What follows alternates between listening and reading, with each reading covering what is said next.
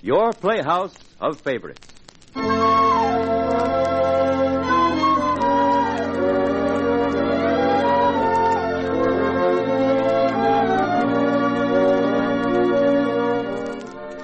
How do you do? This is Robert Anthony Dean inviting you to your Playhouse of Favorites. Our story for today is a celebrated tale by Alfred Lord Tennyson, who at one time in his life was Poet Laureate of England. The immortal story it is of Enoch Arden. In a moment, with Carl Swenson as the man who returned from the dead to a world in which he was forgotten, we bring you Enoch Arden.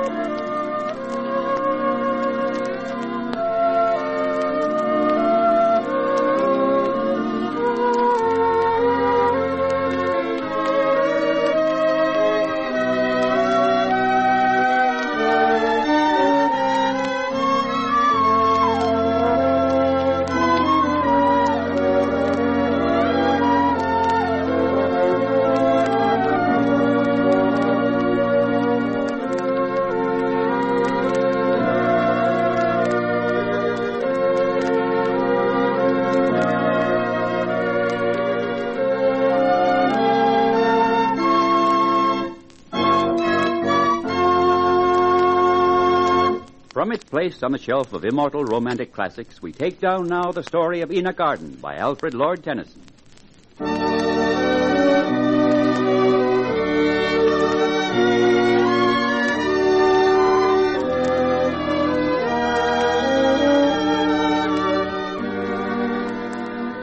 Enoch Arden is a tragic story of the power and endurance of love and devotion. It begins in a small village on the English coast. Tall ships raise their masts in the harbor. It is a gray day, and like the echo of the day itself, a bell tolls mournfully. Its sound carries over the town, falls desolately upon the ears of its listeners.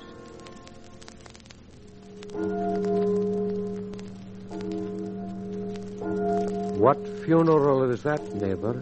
They bury a sailor, an old man, they say, who came to our town one morning and was dead that night.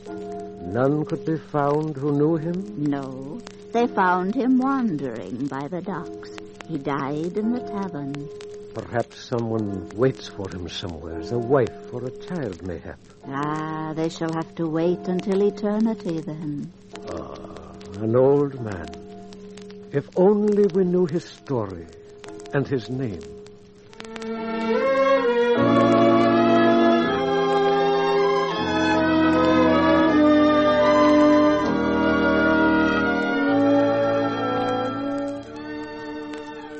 My name is Enoch Arden, and years ago I left a wife and 3 children and sailed away. Began a journey from a hilltop that ended in a tavern by the sea. A journey from a hilltop, many long years ago. It all began one spring as I stood upon that hilltop with a slim girl at my side. Annie was her name. She was all light and joy, and the breeze ruffled her fine-spun hair and bore her laughter happily. And I was filled with gloom. Enoch. Yes, Annie? Why are you so silent? Here it is, bright sunshine, the world is happy, but Enoch Arden is sad. Oh, what is it, Enoch? Tell me. Annie, there is a ship sailing for China soon. A ship? And I think I'll sail on it. You'll sail on it? Yes. Oh. Far away, Annie. Oh, no. No, don't speak. Now listen to me. I love you, Annie. I love you as deep as the world is wide, but I've not the wealth of Philip Ray. I only have brass to offer while Philip has gold. It's best that I go. What chance is a poor sailor against Philip Ray? Enoch. And with you the wife of another man? No. I could not stay here, Annie. I could not. Oh, Enoch. Look at me. Are you so blind? I will not be another man's wife. I will only be Enoch Arden's. Are you so blind? Enoch, my love turns all your breast to gold.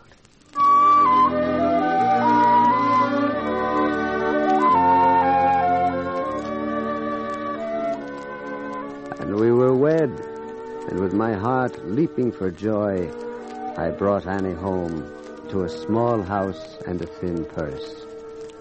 Then, after our first few weeks of happiness, I began to ponder on my wealth and came to a decision. We shall be rich, Annie. I know it. Oh, but have you enough to buy a boat? I shall borrow in town and pay it back out of the profits in the beginning. But- Oh, Annie, it's not only for us I do this. Soon we shall have a child, and I will not have him be poor. I will not have him or us be pinched all our lives. I am happy as we are. Well, then you shall be happier. We'll have a big house, and our children as well brought up as any.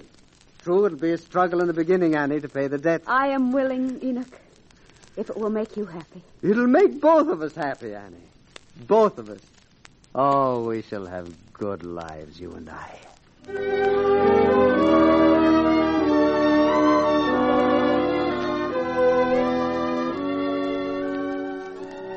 And I borrowed the money and bought a boat. And for 2 years my mast was seen along the coast. First a daughter and then a son was born to us. We struggled, and the debt was paid, and the boat at last was mine. But we were still poor, though now the future looked bright. It was when our third child was due, and I was harbored in a northern port, that I climbed the mast to make repairs. Watch out up there, Enoch. I'm all right. There's a heavy ground swell. You better hold tight. Or better yet, strap yourself on, Enoch. Strap yourself on. Don't worry. I'm an old hand at this. Nothing will happen. Ah! Enoch. A doctor from the port. Enoch's fallen from the mast. A doctor. Help the doctor.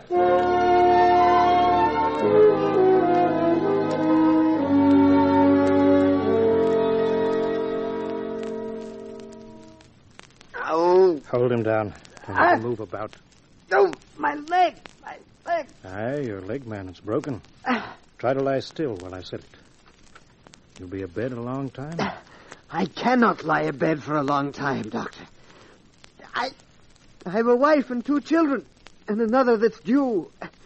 They must be fed. They must be cared for. I cannot lie in bed. I'm afraid you can do nothing else, my boy.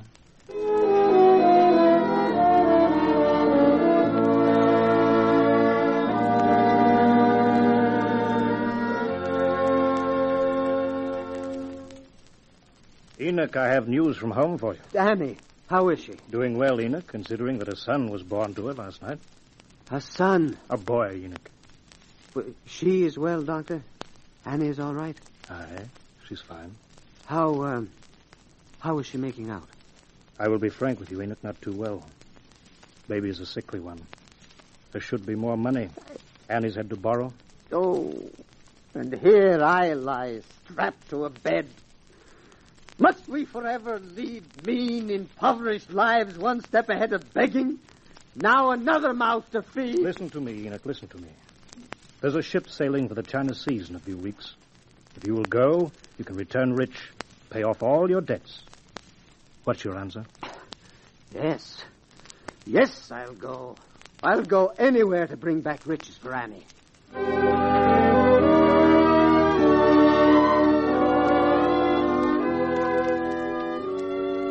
A week later, I was able to go home. And amidst the glad rejoicings of Annie, I had not the heart to tell her of my plans. I looked upon my newborn son, and my heart was moved with pity for him. He seemed so small and pale. Wealth alone could help us all. And as the time drew near for sailing, I told my Annie all.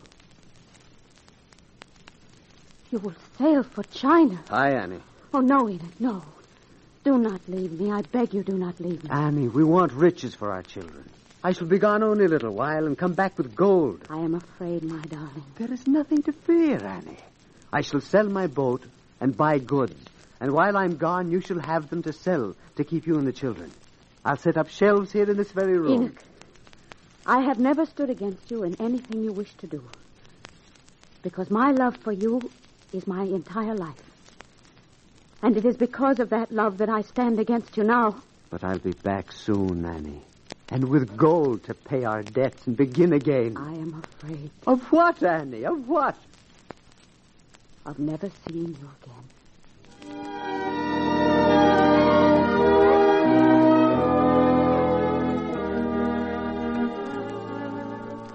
The day of my sailing drew closer. Done were the shelves in my cottage, and the goods were upon them. The sign swung over our door, and my leg was mended complete. But not the sadness in my home. That dawn was a gray dawn. And Annie and I rose while the children slept. My sea chest stood ready near the door. It was a gray dawn that day of our farewell. Annie. Annie. It's time, Annie. I know, Enoch. The morning tide is full now. I must be out upon it. Your things are ready. Cheer up, Annie. Cheer up. I know this voyage of mine will bring fair weather to all of us. I cannot cheer up. I cannot. Come, smile. I'll keep a clean hearth and a clear fire for me. Before the year is turned about, I'll be warming myself by its side. I will wake the children for you, Enoch. No, Annie. No, let them sleep on. Oh, the tales of foreign places I shall tell them when I return. I shall sit them on my knees and tell them such wondrous tales. Come on, tiptoe. Let me look upon them.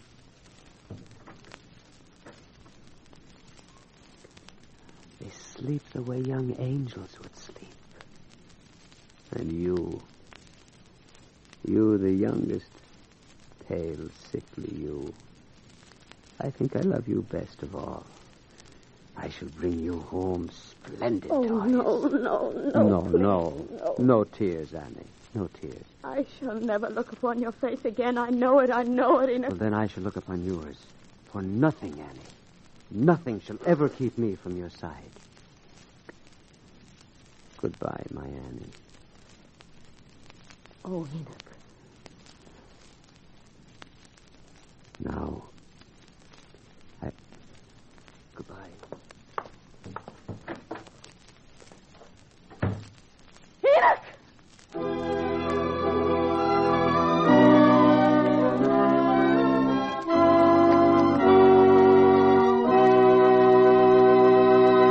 And so the curtain falls on Act One of Enoch Arden.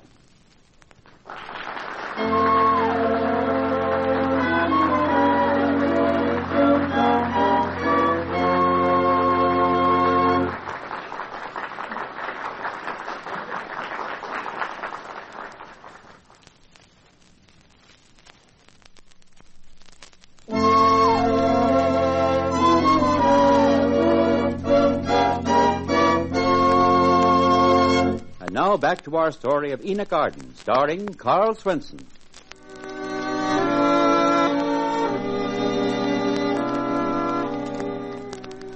I sailed. I sailed. And the week became month, and month became year, and Annie waited. But my ship did not return from the sea, and the house grew sad, and the stores I'd bought for selling dwindled on the shelves. Hunger and poverty waited at the door, while out through it went a tiny life of one dearly beloved by me. It could not be helped, Annie. He was a sickly child. But Enoch loved him best of all. I know. I did all the doctor could do. It was too late. There was much the child needed. Oh, Enoch. Enoch, where are you? Oh, no, Annie. Our youngest is dead, Enoch. The baby is dead. Come home to me, Enoch. Come home. Annie, you must not break down. Your other children depend on you. Remember them, Annie. Remember them. A year. A whole year. I shall warm myself at the fire before a year is gone, he said. Well, the fire is cold, it's ashes, and our child is dead. Oh, Enoch! Enoch, come home! Come home!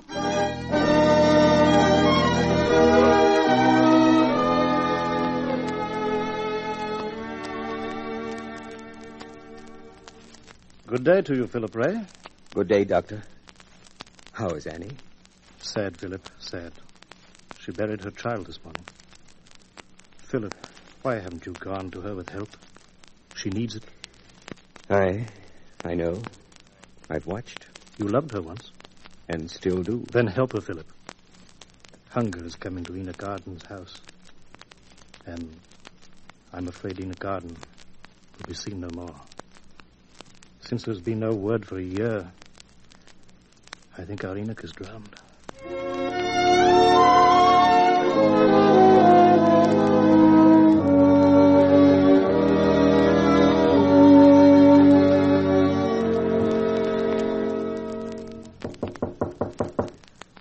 Come in.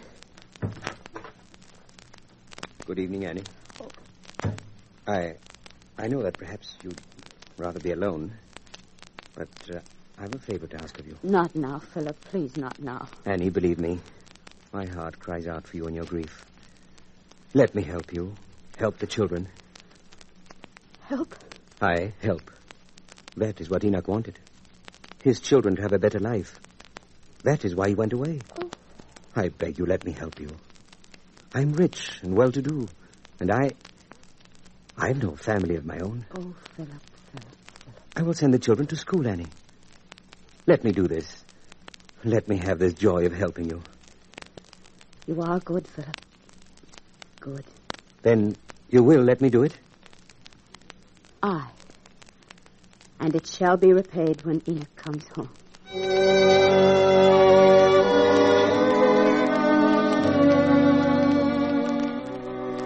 But I did not come home.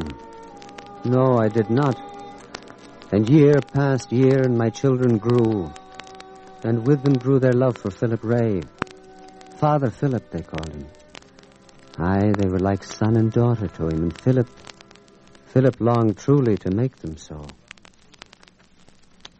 Annie, I have loved you ever since our youth.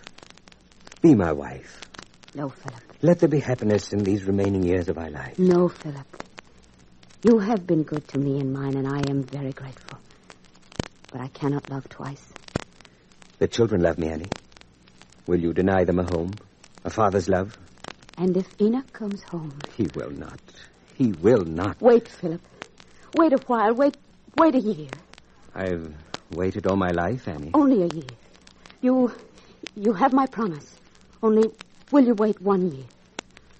Aye, Annie. I will wait.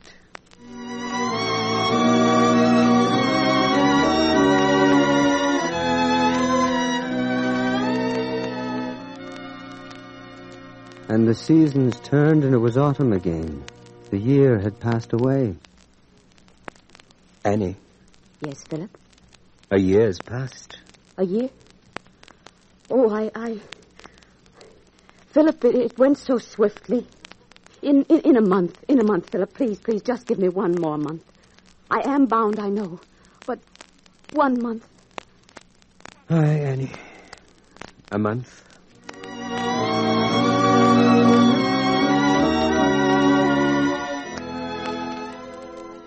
Annie, it is 6 months since the year was up. Be honest, be fair. Will you not wed me at all? Yes, Philip, yes. Yes, good, kind Philip, yes. Then when, Annie, when? Soon, Philip, soon.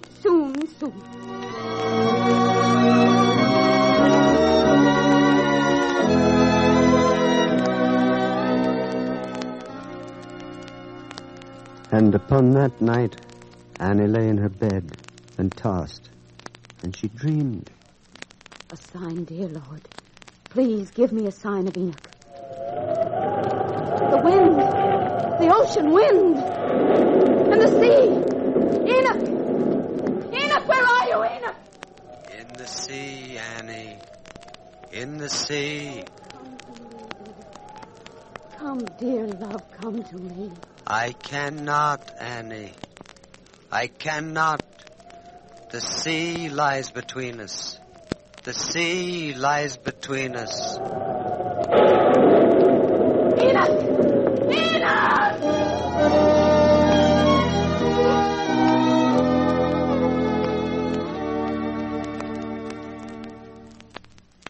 Philip, we can be wed now. Annie. I had a dream. Heaven sent me a sign.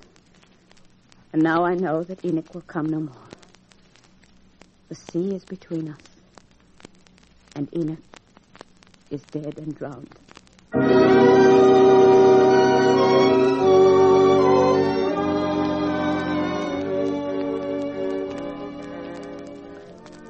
But I was not drowned. When the wedding bells rang out for Annie and Philip, I, Enoch Arden, husband to Annie, stood upon the beach of a tropic island, waving wildly out to sea. I had been shipwrecked, cast away upon an island for 10 years, and while the wedding bells rang, a ship was rescuing me.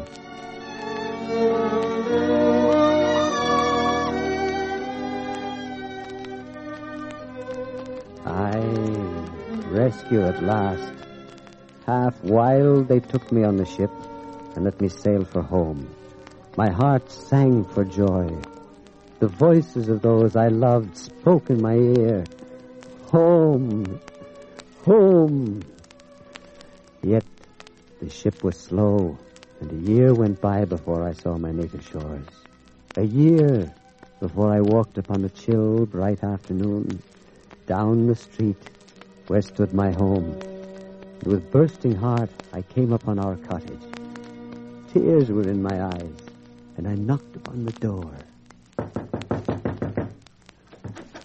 Annie, who are you? Why, James Mason, of course. Who'll be you? What are you doing here in this house? Doing? Why, living here, man. What else? Living here? Aye. What ails you, man? Well, Annie. And Annie Arden. Enoch Arden's wife. Where is she? Oh, so that's who you'll be looking for, eh? Well, she's here no longer. She's a finer house than this man. And no longer is she Enoch Arden's wife. She's Philip Ray's.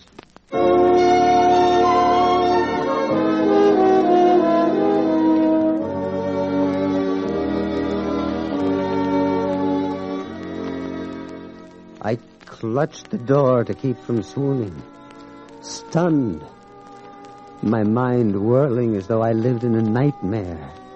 I turned and staggered down the street. Philip Ray's wife. But she was mine. Mine. For 10 long years I dreamt of her. Dreamt of my beloved wife. My arms had ached to hold her. I had fought to stay alive so that I could come back to Annie. Annie, my heart cried. Annie, Annie. And I staggered on toward Philip Ray's house.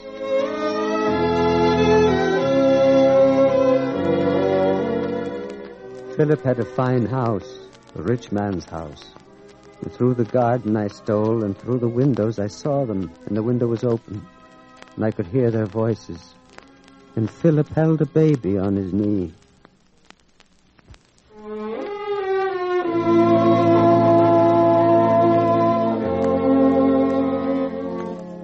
And into the room came a tall, handsome boy, and a girl who seemed a younger Annie.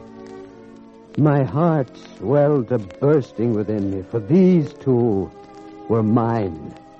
These two, my own flesh and blood. Almost I cried aloud, with such a terrible cry that all the happiness before me would have been shattered. But I bit my lips until the blood flowed. I bit them and staggered away, not knowing where I went. Annie, Annie, Annie, Annie, Annie. Why did I have to go away? Why did I have to go away? Now you're gone forever. And I cannot speak. I cannot speak. Annie, Annie, Annie.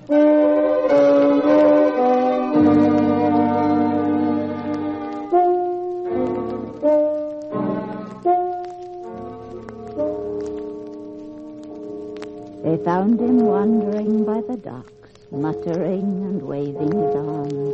They say he would have leapt into the sea if he hadn't been caught in time. And he died in the tavern that night. I wonder who the old man was. Ah, that we shall never know, neighbor. Neither his name nor his tale. Philip, why is the church bell tolling? They are burying someone in town, Annie. An old sailor, I'm told. Why do you ask? Nothing, Philip, only there is a strange cold feeling in my heart, as if someone I knew had just walked silently by.